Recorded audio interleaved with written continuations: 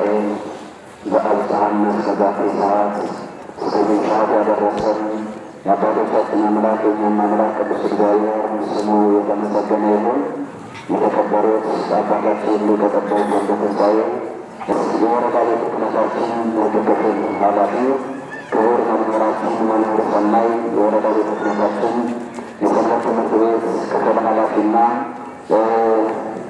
ሕዝብ ግንኙነት ክቡር አባታችን መላከ ብርሃን እጅጉ የዚህ ታላቅ ቤተ ክርስቲያን ዋና አስተዳዳሪ፣ የተከበሩት አባታችን መምህር መንግስቱ የዚህ ታላቅ ቤተ ክርስቲያን ስብከተ ወንጌል ክቡር መምህራችን መምህር ልሳነ ወርቅ የዚህ ታላቅ ቤተ ክርስቲያን ስብከተ ወንጌል ኃላፊ፣ ከሰዓት አንጻር የተከበራችሁ ሊቃውንተ ቤተ ክርስቲያን አይሁድ እግዚአብሔር ካህናት፣ ልዑካነ ምስጢር ዲያቆናት፣ እንዲሁም ደግሞ ለዚህ ዝግጅታችን ታዳሚ የሆናችሁ እንግዶቻችን በወደደን ባፈቀረን ለእግዚአብሔር ፍጹም ሰላምታ ሰላም እላችኋለሁ። እንደምን አደራችሁ? እንደምን አደራችሁ? እንደምን እስከዚህ ሰዓት ቆያችሁ? አሜን። የእግዚአብሔር ስሙ በድጋሚ የተመሰገነ ይሁን። እንግዲህ አጠር ያለች የጉባኤ ቤተሰባችን ሪፖርት ነው የማቀርብ። ከዋው እገር የሆኑ ለለይዜኑ ዜና ሰናየ ለእግዚአብሔር ሰነወ ቃለ እግዚአብሔር ይነግር። እግዚአብሔር የላከውን የእግዚአብሔር መልእክተኛ የእግዚአብሔርን ቃል የእግዚአብሔርን ሕግ የእግዚአብሔርን ሥራ የእግዚአብሔርን ታምር ይናገራልና ጥሩ ነገርን የሚናገሩ የሚያወሩ የሚያስተምሩ መምህራን አረማመዳቸው መልካም ነው። ኢሳይያስ 52:10 ከነቢያት ያለው ቃል ከነቢያት ለሐዋርያት ከሐዋርያት ለጻድቃን ለሰማዕታት ተላልፎ የዓለም መድኃኒት ጌታችን ኢየሱስ ክርስቶስ ወለደ፣ ወረደ፣ ተወለደ፣ ተጠመቀ፣ ጾመ፣ አስተማረ፣ ታመመ፣ ሞተ፣ ተጠመቀ፣ ተነሳ፣ አረገ፣ ዳግመኛም በምስጋና ይመጣል እያሉ አስተምረዋል። ዛሬም ቢሆን ማኅፀነ ለምለሟ የኢትዮጵያ ኦርቶዶክስ ተዋሕዶ ቤተ ክርስቲያን በብዙ ክብረ መከራ ውስጥ ያለች ቢሆንም መከራውን ለመቋቋምና በመታገስ እንደ ከዋክብትና እንደ ባሕር አሸዋ የበዙ ሊቃውንትን እየፈለፈለች ዶግማዋን፣ ሥርዓቷን፣ ቀኖናዋን፣ ትውፊቷን፣ አረዳዷንና የመሳሰሉትን ሁሉ እያስቀጠለች ትገኛለች። እኒህን የምታስቀጥልባቸው ምንጮችን ቅኔ ቤት፣ ትርጓሜ ቤት፣ አቡሻህር ማለትም የቁጥር ትምህርት፣ ድጓ፣ አቋቋምና ዝማሬ መዋሥዕት፣ ቅዳሴ ተጠቃሾች ናቸው። ይህም ብቻ አይደለም። ዛሬ ዓለም የሚጠበብበትን ወይም የሚራቀቅበትን ስነ ፈለክን፣ ስነ ሕንፃን፣ ሕክምናን፣ ዕደ ጥበብን፣ የመልክዓ ምድር አቀማመጥን፣ የተፈጥሮ ምስጢርን በአጠቃላይና የትውልድ አስተዳደግን፣ የአስተምህሮ ጥበብን፣ የአመራር ዘዴን አካታ የምትገኝ ማኅፀነ ለምለም ናት። የኢትዮጵያ ኦርቶዶክስ ተዋሕዶ ቤተ ክርስቲያን የብዙ ቋንቋዎች ባለቤት ስትሆን የግዕዝ ቋንቋ ግን ከሁሉም ዓለማት ልዩ ያደርጋታል። የግዕዝ ቋንቋ መቼ ተጀመረ? ማንስ ጀመረው? ከየትስ ተጀመረ? የሚሉ ጥያቄዎች ሁለት ሶስት አይነት ታቦታ ያላቸው ቢሆንም የግዕዝ ቋንቋ ጥንታዊነቱ መቼም ሊሆን ሊካድና ሊያወዛግብ የማይችል ሀቅ ነው። የግዕዝ ቋንቋ ከመግባቢያነቱ አልፎ ፊደላቱ በምስጢር የተደበቁ የተሰወሩ በመሆናቸው ከሌሎቹ መግባቢያ ቋንቋዎች ጋር ሲነጻጸር የሰማይና የምድርን ታህል ርቀት ይታይበታል። ቅዱሳንና ሊቃውንት እንደ አሸን የሰሉባት ሀገራችን ኢትዮጵያ ቅድመ ልደተ ክርስቶስ በሕገ ልቡናና በሕገ ኦሪት ባላም በሕገ ወንጌል አምና የምትኖር ጥንታዊት ሀገር ናት። የንጉሠ ነገሥትነትን ማዕረግ ለልጆቿ ባወረድ የምታስቀጥል የዚህን ማዕረግ የዘመን ርዝማኔ ሊያሳጥሩ የሚቀዳደሙትን ረፉ የምትል ልዩ የታሪክ ባለቤት ሀገር ናት። ቀደም ሲል የነበረው አሁንም ያለው የሕዝቧ ስልጣኔ ጀግንነቱ፣ እምነቱና ባህሉ ሊታወቅ የቻለው በግዕዝ ቋንቋ ተጽፈው በሚገኙ ሀገር አቀፍ ቅርሶች ነው። ለሰው ልጆች መጽሐፋዊ ሕግ ያቆምላቸው ዘንድ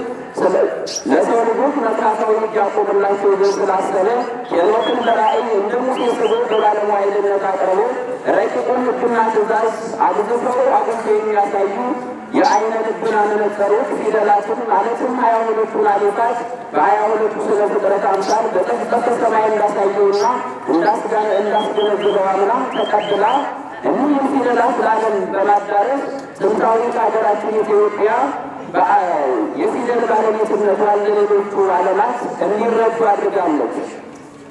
ሀገራችን ኢትዮጵያ የግዕዝ ቋንቋ ባለቤት ናት ስንል ዝም ብለን አይደለም። በድንጋይ ላይ፣ በሐውልቶች ላይ፣ በሸክላ ላይ በሳንቲሞች ላይ በግዕዝ ቋንቋ ተጽፈውና ተስለው ከትውልድ ወደ ትውልድ እየተላለፉ በመጡት የትውፊትና የጽሑፍ ቅርሶቿ ነው።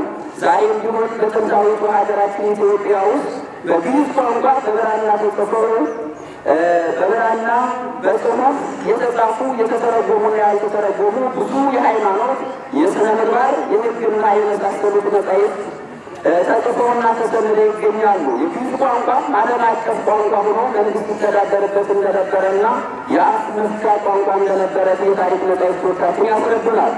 በተለይ እስከ 12ኛው ምዕተ ዓመት ድረስ የጎላ እውቅና እንደነበረው መጻሕፍት ምስክሮች ናቸው።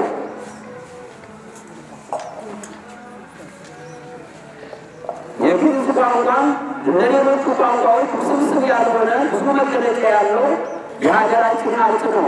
ዛሬ ግን አሳልፈን ልንሰጠው መስቀላለም ላይ እንገኛለን። የግዕዝ ቋንቋ ሀገራችን ኢትዮጵያ የቆመችበት ምሰሶ መሆኑን አውቀን ከሞት አፋፍ ልንታደግ ኢትዮጵያዊ ግዴታ አለብን። ያለ ግዕዝ ቋንቋ እጃችን ላይ ያሉትን መጻሕፍት ተርጉመን የመረዳት ዕድላችን ይሟጠጣልና ይህ ቋንቋ በቋንቋነት እስካሁን ድረስ ሊቀጥል የቻለው በቤተ ክርስቲያኗ ታዛ ተጠግቶ ነው። ስለዚህ የግዕዝ ቋንቋ ዛሬ ላይ ያለው እንቅስቃሴ ጥሩ ነው ቢባልም ነገር ግን ከዚህ በላይ መስራት ይጠበቅብናል። ከእኛ በላይ ስለ ቋንቋው ጠቃሚነትና ጥንታዊነት ተረድተው ቋንቋውን ለማሳደግ ትልቅ ፕሮጀክት ነድፈው የሚሰሩ ሀገራት አሉና የእኛ እንቅስቃሴ ከዛሬ ነገ እየቀጠለ እየጨመረ መሄድ ካልቻለ ነገ ለእኛ ነበረ ግን እንዲሆን የማንልበት አንድ ምክንያት የለንም። የግዕዝ ቋንቋ ሕይወቱ እንዳያልፍ እስትንፋስ ሆኖ እያንቀሳቀሰው ያለ በቤተ ክርስቲያኗ ውስጥ ከሚገኙት የፍልስፍናና የምርምር እውቀቶች ውስጥ መደበኛውንና ትልቁን ድርሻ ሊይዘው የሚችል በረቂቅነቱ የሚታወቀው ቅኔ ነው። ቅኔ ሁል ጊዜ እንደምንናገረው ቃሉ የግዕዝ ቃል ሲሆን ቀነ የገዛ፣ ቃኘ ደረደረ፣ አዜመ፣ አንጎራጎረ፣ መራ፣ አመሰገነ፣ ገጠመ፣ አራቆ፣ ተናገረ፣ ተፈላሰፈ ከሚል የግዕዝ ሥርወ ቀለም የተገኘ ሲሆን ዋና ትርጉሙ መገዛት፣ ማገልገል ማለት ነው። ይትውሩ ዳግመ ውስተ አርዌተ ቅኔ እንዲል ገላትያ 5:1 ቅኔ ማለት መገዛት ማለት ከሆነ ይህ ከእያንዳንዱ ሰው በየጊዜው የሚመነጨው እንግዳ ድርሰት ስለምን ቅኔ የተባለ ቢሉ ማንኛውም ፍጡር አዳዲስ ምስጋና እያመነጨና እየደረሰ በማቅረብ ለፈጣሪው መገዛቱን እንዲሁም ቅዱሳኑን ማክበሩን የሚገልጽበት ስለሆነ ነው። ለፍጡራን የሚደረሰውን ቅኔው የሚደረግለት ፍጡር ከቅኔው ደራሲ በላይ ክብር ያለው መሆኑን የሚገልጽበት ድርሰት ስለሆነ መገዛትን ከማመልከት የራቀ አይደለም። ቅኔ ሕዋሳት አፋንና ሕዋሳት ውስጥን ለሕሊና አስገብቶ በተወሰነ ቁርጥ ሀሳብ የሚታሰብ ስለሆነ ቅኔ ተብሏል። ይህ የሚታወቅ በቅኔ ውስጥ ልቡ የተነካ ሰው ቅኔ በሚያስብበት ጊዜ በፊቱ የሚደረገውን ነገር እያየ አያይም፣ እየሰማ አይሰማም። ይህም ማለት የሰዎችን ልቡና ላልተወሰነ ሰዓት በመሰወር በሰማያዊ ምስጢር እንዲራቀቁ ያደርጋል ማለት ነው።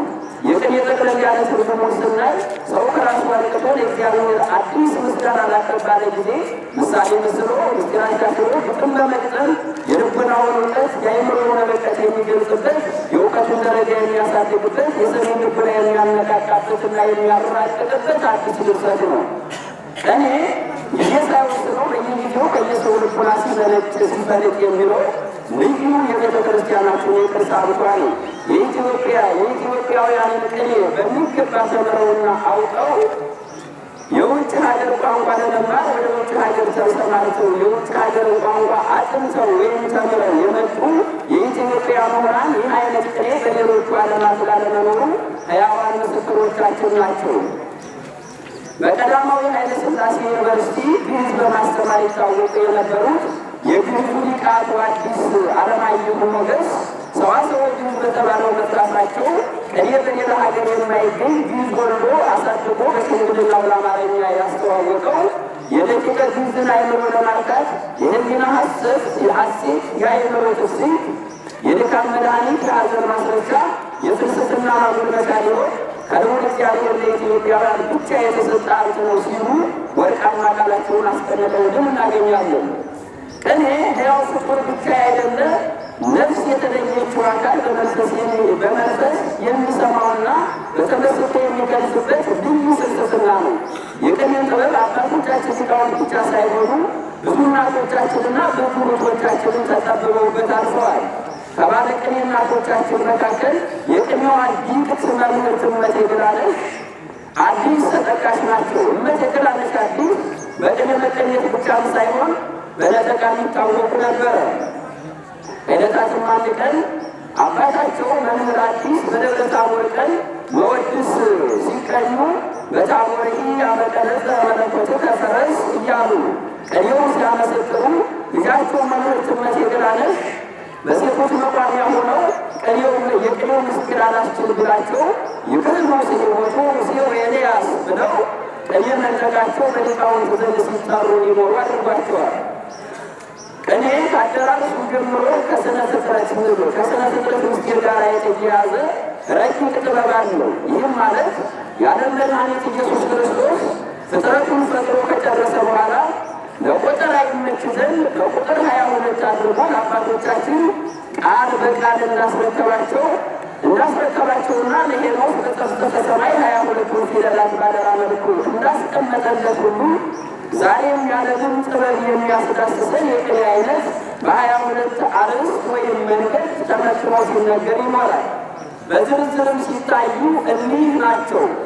ግዕዝ ጉባኤ ቃና፣ ዕዝል ጉባኤ ቃና ዘአምላኬ፣ ይበሱ ዋይዜማ፣ አጭር ዋይዜማ፣ መስኮት ዋይዜማ፣ ስላሴ ዘይዜ፣ አጭር ዘይዜ፣ ሳልከ መወድስ፣ ኩልክሙ፣ አጭር ኩልክሙ፣ ህንጽሃ፣ ሐዋርያትዩ ክበበ፣ ግዕዝ ክብሪቲ፣ ግዕዝ ዕጣነ ሞገር፣ ዕዝል ክብሪቲ፣ ዕዝል ዕጣነ ሞገር፣ ግዕዝ አሰረ ነጋሲ፣ ዕዝል አሰረ ነጋሲ በመባል በ22 ቁጥር ይታወቃሉ። ቅኔ ሕሊናን የሚሰውርና የፍልስፍናውን ዓለም ግልጽ አድርጎ የሚያሳይ ከመሆኑ አልፎ ክርስቶስ በደሙ ፈሳሽነት የመሰረታትን ሃይማኖት ከነ ዶግማዋ፣ ከነ ስርዓቷ፣ ከነ ቀኖናዋ፣ ከነ ትውፊቷ፣ ከነ አረዳዷ ያለ መጨመርና ያለ ማጓደል ጠንቅቀን የምንረዳበት የመጽሐፍ ቁልፍ ምስጢር ነው። በዚህ አይነት እንግዳ ድርሰት እየደረሱ አይምሯቸውን ሲያጎለምሱ፣ መንፈሳቸውን ሲያድሱ፣ በኃጢአት የተጎሳቆለ ሰውነታቸውን ሲወቅሱ፣ ምረረ ገሃነምን ጣዕመ መንግሥተ ሰማያትን ሲያስታውሱ፣ ሃይማኖታቸውን ሲመሰክሩ፣ ነቢያተ ክርስቶስን ሲናገሩ የኖሩ የኢትዮጵያ ሊቃውንት ብቻ ሳይሆኑ ነገሥታቱ፣ መሳፍንቱ፣ መኳንንቱ ነበሩ። ይልቁንም በቅኔ ድልድይነት ካለማወቅ ወደ ማወቅ ተሸጋግረው የመጻሕፍትን ጥልቀት ምስጢራቸውን በቅኔ ማይክሮስኮፕነት አጉልተው ተመልክተው ብሉያትን ከሐዲሳት፣ ሐዲሳትን ከሊቃውንት ከመነኮሳት በማስማማት እያብራሩ ተርጉመው ጉባኤ ሰርተው ሲያስተምሩ የኖሩ የቅኔ ሊቃውንት አያሌ ነበሩ። ኢትዮጵያም እንደ ዛሬው ከልጆቿ ጳጳስ፣ ሊቀ ጳጳስ፣ ፓትርያርክ ሾማ ራሷን በራሷ ለማስተዳደር የማትችል በነበረበት ዘመን ሃይማኖቷንና ሌላውን ስራቷን የመንግስቱን ማስተዳደር ሳይቀር ሲመሩና ሲያስተዳድሩ የቆዩ እኒህ ሊቃውንት እንደነበሩ የማይካድ ሀቅ ነው።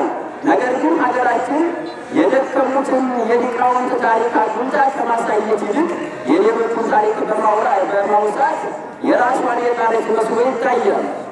ቅኔ እግዚአብሔርን የምናመሰግንበት የምስጋና ቃል ከመሆኑም አልፎ ከፍጡራን ጋር ቀርቶ ከፈጣሪ ጋር ሊያከራክረን የሚችል አስተዋይና ጭምት አይምሮ የሚሻ የቤተ ክርስቲያኗ መተኪያ የለሽ መንፈሳዊ ፍልስፍና ነው። ዛሬ አንድን ፍጡር ነፍሱን ከሥጋው ለይቶ ሕያው ነው ማለት እንደማይቻል የማያውቁ የቤተ ክርስቲያኗን ውድቀት የሚፈልጉ አካላት ሥጋና ነፍስ ሆነው የሚኖሩትን ቅኔንና የግዕዝ ቋንቋን ሳይሞቱ ሕያውነታቸውን በመዘንጋት የሞት ዜናቸውን እያወሩ መቃብራቸውን መቆፈር ከጀመሩ ሰነባብተዋል። የግዕዝ ቋንቋና ቅኔ ግን ትናንትም ሕያዋን ነበሩ፣ ዛሬም ሕያዋን ሆነው ይቀጥላሉ።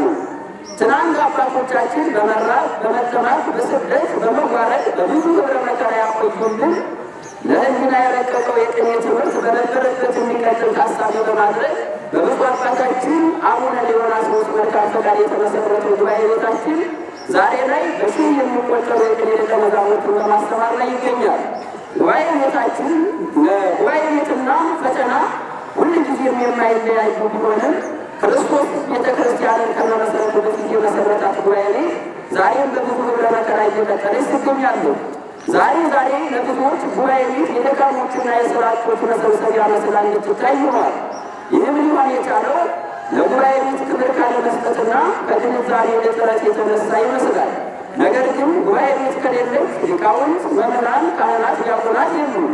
ጉባኤ ቤት ከሌለች ሃይማኖት የለም። ጉባኤ ቤት ከሌለ ሰላም የለም። ጉባኤ ቤት ከሌለች ሁሉም የለም። ይህም ያልተረዱና የጉባኤ ቤት መዳከም የሚያስደስታቸው አካላት በአራቱም ማዕዘነ ዓለም አብያተ ጉባኤያትን ለማዳከም ሌት ተቀን በተለያየ መንገድ ሲንቀሳቀሱ ይታያሉ። ይህንን የተገነዘበ ደጉ የሥላሴ ሕዝብና እንዲሁም መላው የደብረ ማርቆስ ሕዝብ ለጉባኤ ቤታችን እያደረገ ያለው እገዛና ለደቀ መዛሙርቱ የሚሰጠው ክብር የተለየ በመሆኑ ጉባኤ ቤታችን ትናንት ጀምሮ ዛሬ የወለደችውን እናቱን ተካፍሎ ይገኛል። ለዚህ ጉባኤ ቤት ማደግ መሰረት የሆኑት አካላት ለከዋክብት የበዙ ቢሆኑ ሰበካ ጉባኤውና አሰሪ ኮሚቴው እንዳለ ሆኖ በጉርብትና አብረናቸው የምንኖሩ ወገኖቻችን በሺህ የሚቆጠር ተማሪ አብሯቸው ሲሆን ሲያደርግ በመብራት በውሃ ለተማሪ የሚያስፈልገውን የጎጆ መሳሪያ ማቴሪያል በማዋስ የሚያደርጉልን ትብብር ምድራዊ ሳይሆን ሰማያዊ ነውና የጉባኤ ቤት አምላክ ዋጋውን ይክፈልልን ማለት እንወዳለን። ለጉባኤ ቤታችን በመብራት በውሃ በአስተያየት የሚያስፈልገውን ሁሉ ልዩ እገዛ ያደረጉልን ወገኖቻችንን በሚቀጥለው መርሃግብራችን ጊዜ በሰርተፍኬት ማለትም በምስክር ወረቀት የምንገልጽላችሁ ይሆናል። ከሰበካ ጉባኤያችን ጀምሮ ነገ ከነገ ወዲያ የደብረ ማርቆስ ሕዝብ ለጉባኤ ቤታችን የሚያስፈልገውን ነገር ሁሉ እንደሚያደርግልን አንጠራጠርም። እኒህ የቅኔ ደቀ መዛሙርት የሕዝብ ልጆች ናቸውና ይህ ጉባኤ ቤት ከሌሎቹ አብያተ ጉባኤያት የሚለይበት ብዙ ሕግጋት አሉት። ማለትም በጉባኤ ቤታችን ውስጥ ብዙ የቅኔ ዘራፊዎችና ብዙ አስነጋሪዎች እንዲሁም በብዙ የሚቆጠሩ አስቀጣዮች ያሉበት ጉባኤ ቤት መሆኑ ይታወቃል። ይህም ብቻ አይደለም።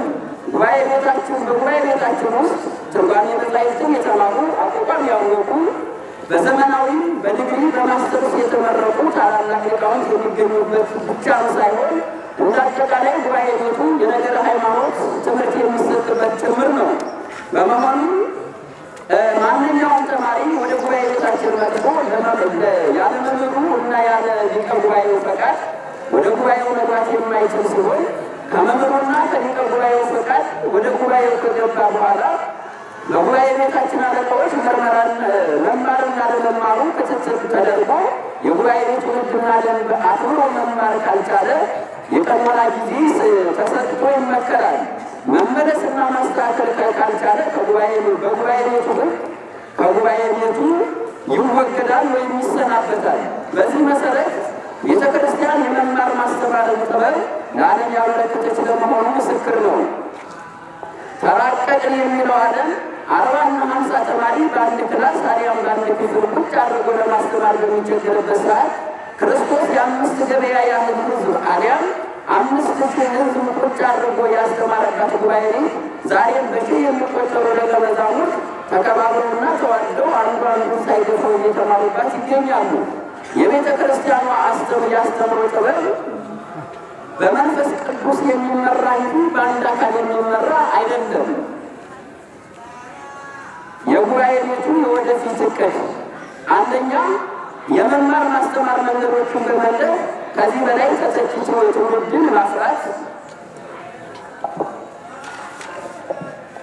ሁለተኛ ጉባኤ ቤቱን በዘመናዊ መንገድ በማሰራት የደቀ መዛሙርቱን ችግር መቅረፍ፣ ሶስተኛ ከደብረ ማርቆስ ዩኒቨርሲቲ ጋር ግንኙነት በመፍጠር ደቀ መዛሙርቱ በሁለት የተሳለ ሰይፍ እንዲሆኑ የትምህርት ልውውጥ ማድረግ፣ አራተኛ የጉባኤ ቤቱ ደቀ መዛሙርት የግዕዝ ቋንቋን ከነቅኔው በማስተማር ሁሉንም ማህበረሰብ እንዲያገለግሉ የተለያዩ ልምዶችን ማስገንዘብ፣ አምስተኛ ጉባኤ ቤታችንን እንደ ሌሎች ጉባኤ ቤቶች በስም ብቻ አይደለ በግብር ለዓለም ማሳወቅ፣ ስድስተኛ ከሚመለከታቸው ምሁራን ጋር በመተባበር ደቀ መዛሙርቱ በሥጋዊና በመንፈሳዊ ጥበብ ብቁ ሆነው ለቤተ ክርስቲያኑ አለኝታ እንዲሆኑ ማድረግ፣ ሰባተኛ ለጉባኤ ቤቱ የግል ሶሻል ሚዲያ እንዲኖረው ማድረግና የመሳሰሉት ናቸው።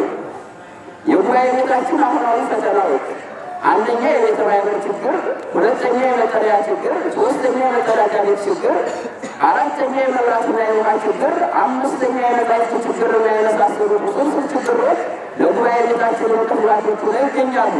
እኒህ ችግሮች ካለመሟላታቸው የተነሳ ደቀ መዛሙርቱ አማራጭ ሲያጡ በሚያደርጓቸው የሰፈር እንቅስቃሴዎች የተቀደሰው ማህበረሰባችን ተማሪ ጠል እንዳይሆንብንና እንዳይማረርብን ይህንን መልእክት የምትሰሙና የጉባኤ ቤቱ ፍቅር ያላችሁ ውድ ኢትዮጵያውያን ወገኖቻችን በሀገር ውስጥም በሀገር ውጭም የቻላችሁትን ማገዝ እንድትችሉ ስንል በጉባኤ ቤቱ ስም መልእክታችን ነው። ከዚህ በተረፈ የጉባኤ ቤታችን የቴሌግራም ቻናል አምደ ግዕዝ ዘኢትዮጵያ የሚል አለና በእሱ ተቀላቀሉ። ብዙ መልእክቶች ይተላለፉበታል።